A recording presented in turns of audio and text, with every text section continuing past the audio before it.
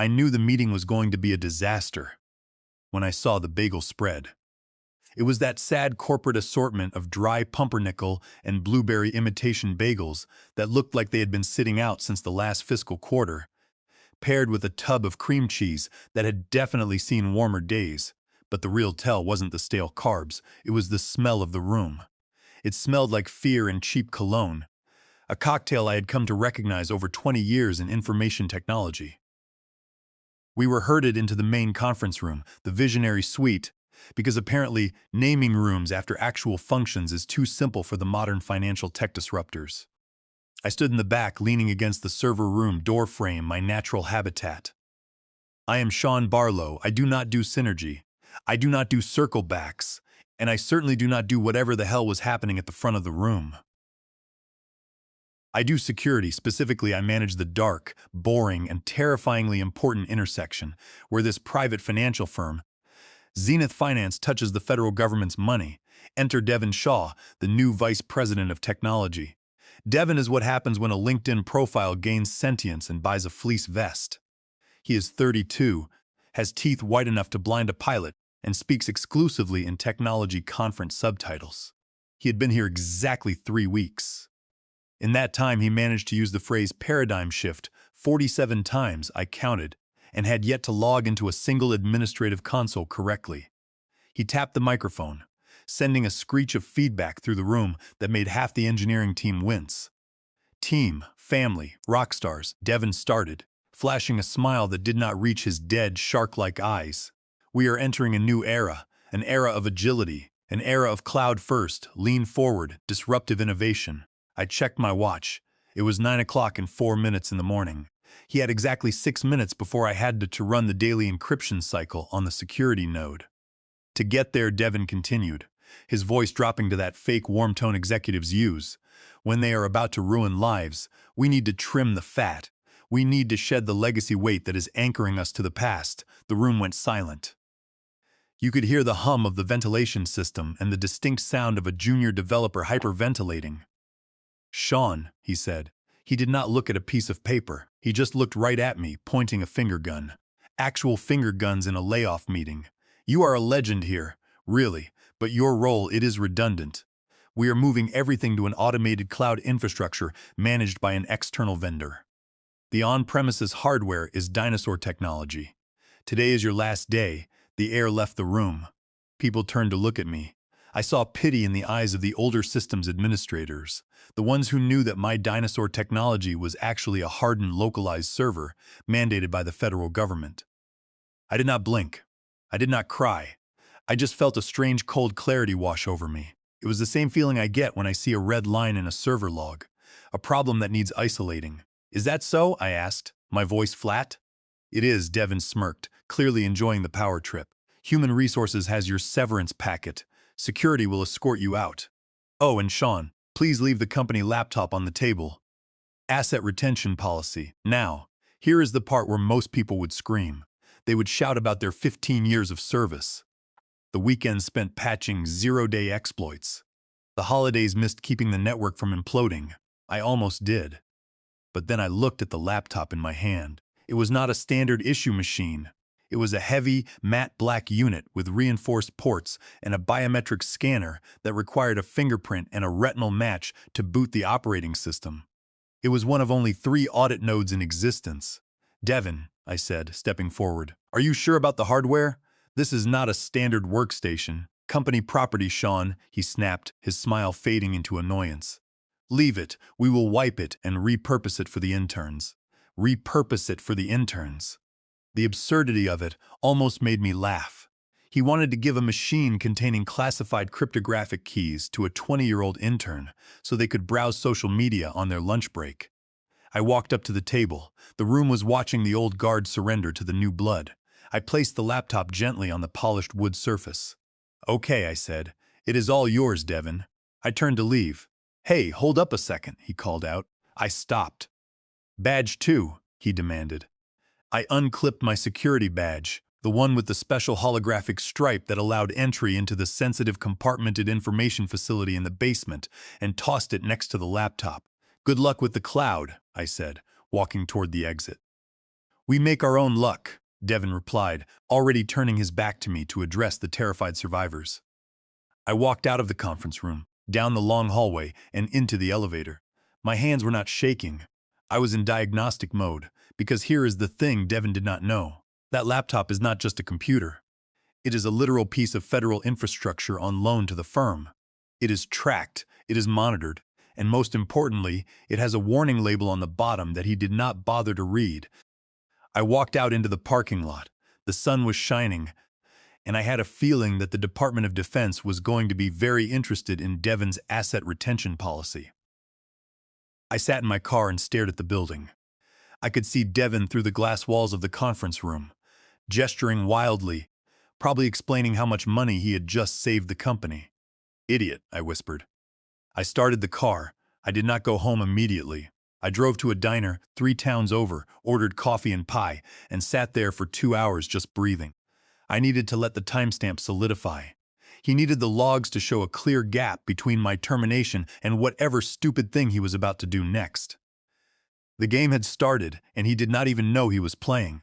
My home office is a sanctuary of cable management. There is no dust. There are no tangled wires. There is a tri-monitor setup that hums with the low, steady frequency of a well-oiled machine. It is the antithesis of the chaotic open-plan nightmare I just left. I sat down in my chair and exhaled. The adrenaline from the morning was fading, replaced by the dull ache of insult. Redundant. The word kept bouncing around my skull. I built that network. I patched it when external threats poked at it in 2016. I secured it when bad actors tried to hijack our servers in 2020. And now I was redundant because a guy who wears loafers with no socks said so. I opened my personal laptop. To be clear, I did not hack back into the company. I did not need to do so. I am the custodian of the Federal Bridge. My status as a contact point for the agency does not disappear just because Devin took my badge. Until the paperwork clears in Washington, which takes weeks, I am still the registered keeper of the keys. I logged into the external government portal. It is a drab gray website that looks like it was designed in the late 90s, but it has more security layers than the Pentagon. Two-factor authentication, a hardware token, and a password that is 32 characters of gibberish access granted. I navigated to the asset status page. There they were, the 3 audit nodes. Node 1 was offline and safe in the physical server room. Node 2 was offline and safe in the backup vault. Node 3 was active. My stomach dropped. Node 3 was the laptop I had left on the table. It should not be active. It should have gone into sleep mode the moment my biometrics were removed from the immediate vicinity for more than 10 minutes. Unless he forced a hard reboot, I muttered to the empty room. I watched the logs populate in real time. The timestamps were glowing in amber text against the black background. At 11 o'clock and 42 minutes in the morning, a hard reset was initiated. At 11 o'clock and 45 minutes, the basic input-output system BIOS challenge failed. At 11 o'clock and 46 minutes, the BIOS challenge failed again. At 11 o'clock and 50 minutes, an administrative override was attempted by user Devin Shaw. He was trying to brute force a federally encrypted machine using his corporate admin credentials.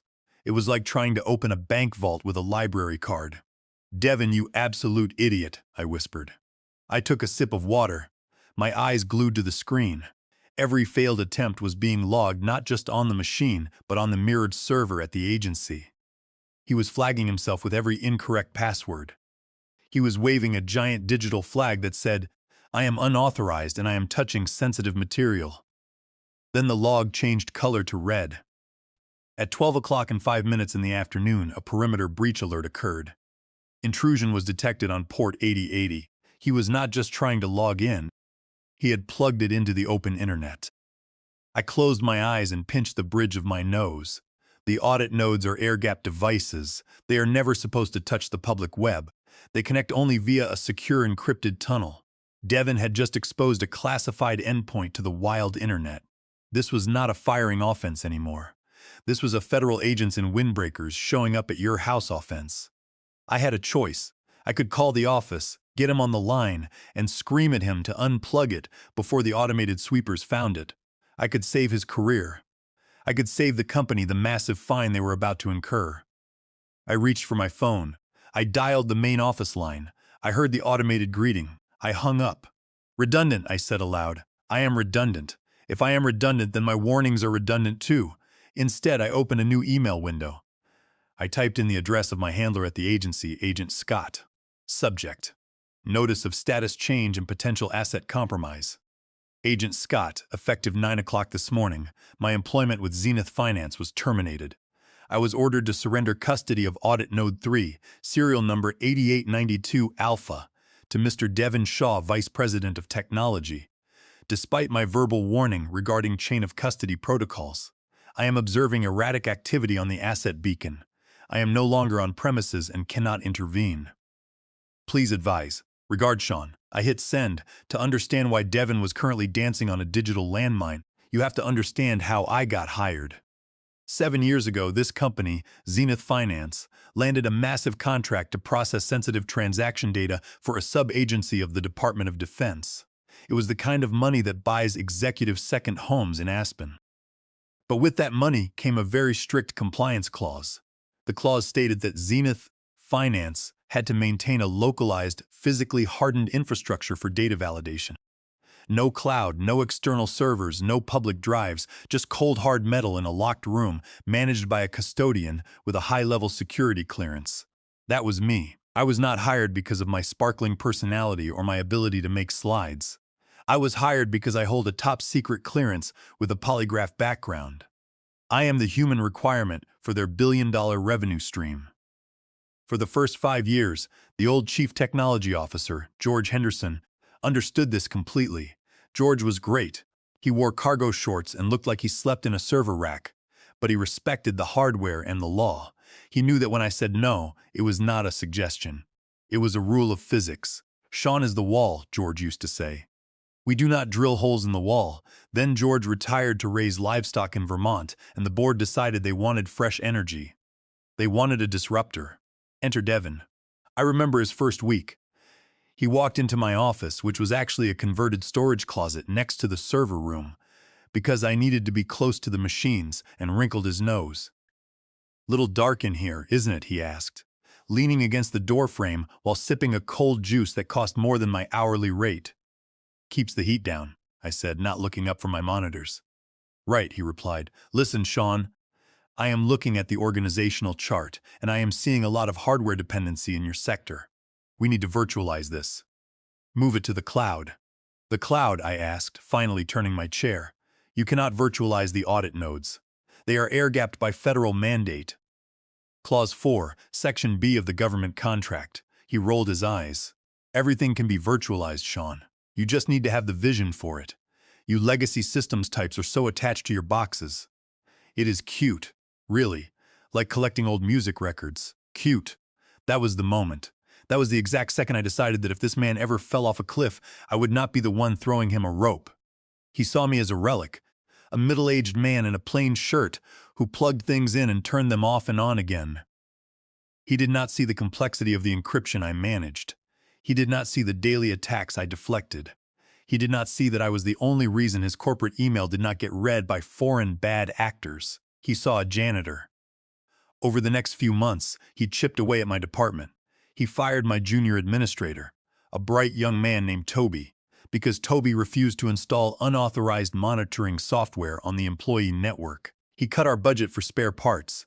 He started calling the server room the museum. I took it. I kept my head down. I documented every denied request, every policy violation, every sarcastic email. I knew guys like Devin. They float upward on a bubble of hot air until they hit an altitude where the oxygen runs out. But I never thought he would be stupid enough to fire the compliance officer. Back in the present, I stared at the blinking cursor on my screen at home.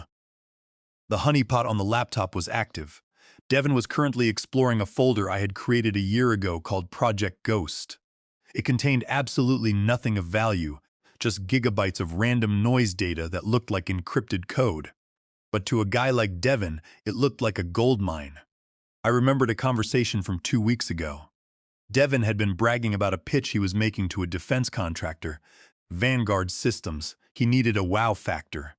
He wanted to show them that Zenith Finance was a technological powerhouse. "I need something impressive," he had said, pacing around my office while I tried to work. I need to show them we have military-grade analytics. We do not, I had said. We process payments. We are not government defense contractors. Not with that attitude, he sneered. And now, looking at the logs, seeing that pitch deck file sitting on the secure drive, I realized what he was doing. He was going to use the audit node, a mysterious black government-stamped laptop, as a prop. He was going to walk into a meeting with Vanguard Systems, open up a classified government machine, and claim it was his own development. He was not just incompetent, he was writing his own prison sentence. I minimized the log window and opened a fresh document. I titled it Chronology of Compromise. I started typing. Date, October 14th. Event, unauthorized seizure of federal asset. Actor, Devon Shaw. I was writing an affidavit because when the dust settled, I intended to be the one holding the pen. There is a saying in my line of work. You can delete the file, but you cannot delete the shadow. Metadata is the shadow. It tells you who created it, when they touched it, what machine they were on, and how long they stared at it. Devon thinks that because he has the physical laptop, he has control. He does not understand that the laptop is just a terminal. The brain is watching him. I spent the afternoon compiling the dossier. It was satisfying work. Evidence item A, the log of him connecting the laptop to the boardroom wireless network. Evidence item B, the timestamp of him disabling the antivirus, which only disabled the notification icon, not the actual protection. Evidence item C, the screenshot of him attempting to copy the honeypot files to a flash drive. That last one was particularly serious. The system flagged the flash drive as generic mass storage. He was trying to take data off a secure machine onto an insecure stick. That is a Tier 1 violation. But the cherry on top was the webcam logs. The audit nodes are equipped with security cameras that snap a photo every time there is a security flag. Devon had generated about 40 flags in 3 hours. I opened the image cache. There he was, grainy black and white, lit by the glow of the screen. In one photo he was frowning. In another he was laughing, pointing at the screen while a junior manager looked on. In the third he was eating a burrito over the keyboard. Crumbs in the keyboard, I noted, typing it into the report. Violation of hygiene protocols for secure hardware. At 3 o'clock in the afternoon, my phone buzzed. It was an unknown number with a Northern Virginia area code. I picked it up on the first ring, Sean, a voice said. It was dry, raspy, and belonged to Agent Scott. Did you get my email? I replied. We did, Scott answered. We are seeing some unusual telemetry from Node 3. Is the device in your possession? Negative, I stated. As in my email, I was terminated this morning. The device was confiscated by Devon Shaw, Vice President of Technology. Against my express advice, there was a long, heavy pause on the line. He confiscated a node, Agent Scott asked, his voice dropping. Does he have the encryption key? No. He is running a guest session, but he has plugged it into the commercial web and is loading files onto it. I heard the sound of rapid keyboard clacking on Scott's end. We are seeing a data packet match, Agent Scott said. He is uploading a presentation. The file header contains keywords regarding a defense contract. He is pitching to Vanguard Systems tomorrow. He wants to use the laptop as a prop, I said. He is going to demonstrate a live classified node to a third-party vendor. Agent Scott sounded almost impressed by the stupidity. That appears to be the plan, Sean. This is a significant breach. Protocol dictates we disable the device remotely immediately. Wait, I said. This was the pivot point. If they disabled it now, Devon would just claim the laptop was broken. He would blame me for giving him faulty hardware. He would survive. If you disable it now, you lose the evidence of intent. He will claim ignorance. But if you let him walk into that meeting, if you let him present it, you have him on espionage and fraud. Silence on the line. I held my breath. I was asking a federal agent to let a security breach continue for the sake of entrapment. When is the meeting? Agent Scott asked. Tomorrow at 2 o'clock in the afternoon in Boardroom B. And you have access to his schedule? I built the calendar server, I said. I have access to everything. All right, Agent Scott said. We will hold fire. But Sean, you are reactivated. Consultant status. Temporary clearance override approved as of right now. Monitor the asset and ensure no data leaves the device. If he tries to email anything out, you kill the connection. Understood, I said. And Sean, we are going to need a witness on site to verify chain of custody when we move in. I am fired, Scott. They will not let me in the building. They will not have a choice, Scott said. I am sending a team. Be ready at 1 o'clock tomorrow. By 9 o'clock the next morning, the Zenith finance office was effectively burning down digitally. I sat at my kitchen table, drinking high-quality coffee, watching the help desk ticketing system. It was a waterfall of red alerts. The chief financial officer could not access payroll. The network tunnel to the branch office was down.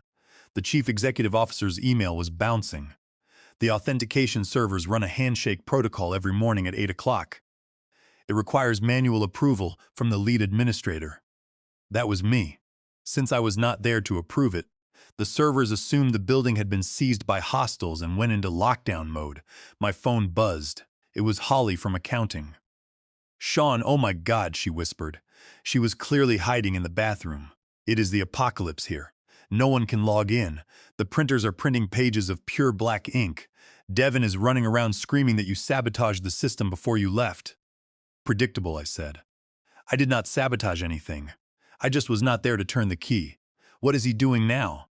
"He is in the boardroom. They are trying to get the presentation ready for the Vanguard Systems team. But he is using that black laptop, the weird one. He says it is the only computer that is stable right now." I laughed. The only reason the audit node was working was because it was not connected to the company network. He was fleeing the burning building and hiding inside the bomb.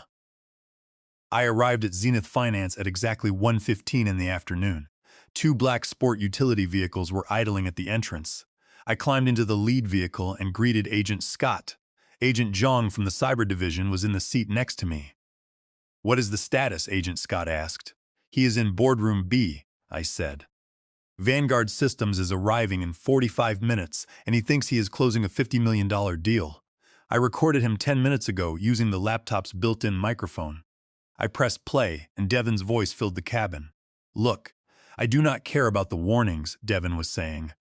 "Just put the blue processor sticker over the barcode to cover the government tag. They will not look at the bottom. These guys just want to see blinking lights." Agent Scott's jaw tightened. Agent Jiang tapped on her tablet. "Tampering with federal property markers," she muttered, intent to deceive. "We go in now," Scott said. "We secure the asset. We secure the individual." "He is going to make a scene," I warned. Agent Scott turned to look at me. "Sean, in about 5 minutes, he is going to realize he does not even own the shirt on his back." We stepped out of the vehicle and walked toward the lobby. The receptionist, Chloe, looked up. Her eyes went wide when she saw me flanked by federal officers. "Sean," she squeaked. "I thought you were gone." "I am just here to retrieve some property, Chloe," I said. "Is Devin in Boardroom B?" "Yes, but he said no interruptions," she replied. Agent Scott leaned over the desk. "Ma'am," he said, "we are the interruption." We walked through the chaotic bullpen. People were huddled, looking at blank screens. They saw the fired compliance manager walking back in with federal agents. I caught Holly's eye and gave her a small wink. We reached the double doors of Boardroom B. I could hear Devin's voice inside practicing his presentation. I pushed the doors open. Devin was standing at the head of the table. He had dimmed the lights, bathing the room in a blue glow. He froze mid-gesture. "What the hell is this?" Devin squinted. "Sean, what are you doing here?" "I told security to have you escorted out." Then he saw the shapes behind me. Agent Scott stepped into the room and flipped the light switch. The overhead lights flickered on, washing out the blue glow and exposing the sweat on Devin's forehead. "Who are these people?" Devin demanded. "Special Agent Scott. Inspector General's office," Agent Scott said. "This is Agent Zhang, Cyber Division." Devin laughed, a nervous, high-pitched sound. "Did Sean hire actors? That is pathetic, trying to scare me with fake badges." I did not say anything. "It is not a joke, Devin," I said softly. Agent Scott walked around the table. "Mr. Shaw, we have reason to believe you are in possession of classified government hardware, specifically Audit Node 3, serial number 8892 Alpha." Devin scoffed. "You mean this laptop? That is company property." I terminated him. He pointed at me, and I retained the asset. "It is standard procedure, is it?" Agent Scott asked. He looked at the laptop displaying the slide deck claiming ownership. "Mr. Shaw, are you claiming ownership of the encryption protocols on that screen?" "Absolutely," Devin said. "I developed the integration strategy myself." Agent Zhang noted the admission. "Suspect claims ownership of classified encryption protocols," she said. This violates federal copyright under Title 17, Section 106, and patent law under Title 35, Section 271. Mr. Shaw, please step away from the device, Agent Scott said. No, Devin said, putting his hand on the lid. This is my presentation. Step away, Agent Scott repeated. Devin took his hand off the laptop and stepped back. Fine, look at it. It is just a standard computer. Agent Jiang stepped forward with a pair of tweezers. She caught the edge of the blue processor sticker Devin had stuck on the bottom. She peeled it back slowly. Underneath the cheap sticker was a red and silver metal plate riveted into the casing. Agent Scott read the etched text. Property of United States Government, Department of Defense. Classified system, level 5 clearance required. He looked at Devin. Unauthorized access, tampering, or removal of federal property is a felony punishable by up to 20 years in prison under the Espionage Act and the Computer Fraud and Abuse Act. Covering this plate and claiming ownership also constitutes forgery under California Penal Code Section 470. Devin slumped against the whiteboard, his face pale. I was just trying to streamline things, he stammered. Agent Zhang placed the laptop into a signal-blocking bag and sealed it. Devin Shaw, you are under arrest, Agent Scott said, producing handcuffs. Devin was crying now. As they led him out, Agent Scott stopped. Good work, Sean. We will need a statement tomorrow. I will be there, I said. The aftermath was swift. The agency issued an immediate stop-work order on Zenith Finance's contracts. That was 60% of their revenue gone. 2 days later, the chief executive officer, Gerald, called me. Sean, we owe you a massive apology. We want you back. Title bump, salary bump, chief information officer. No thanks, Gerald, I said. Sean, please name your price. Double, triple. It is not about the money, I said. It is about the culture. You did not value the security until it cracked. I am consulting now. My rate is $400 an hour, 4-hour minimum. They hired my consulting firm. I go in once a week, wear jeans and fix the servers. Yesterday I logged into the admin console. I saw Devin's old account disabled and frozen. I typed one command, delete user. I hit enter, user deleted. Just clean, efficient, boring code. Always read the warning label on the bottom.